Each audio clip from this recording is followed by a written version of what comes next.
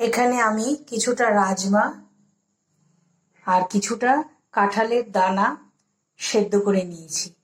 একটা শুকনো লঙ্কা ফাটিয়ে দিলাম, একটু গোটা জিরে দিলাম, এবার ছোট একটা পেঁয়াজ কেটে দিয়ে দিলাম, দুটো কাঁচা লঙ্কা দিলাম, একটু নুন দিলাম, ছোট চামচের 1 চামচ ধনের গুঁড়ো দিলাম, ছোট চামচের 1/2 চামচ কাশ্মীরি লঙ্কার গুঁড়ো দিলাম,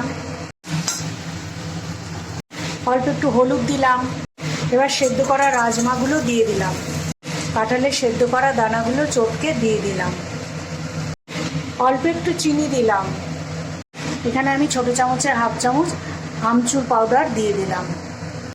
এখানে ছোট চায়ের কাপের 1 কাপ জল দিয়ে দিলাম। এটাই হলো দুর্দান্ত স্বাদের রাজমার তরকারি আর পরোটা।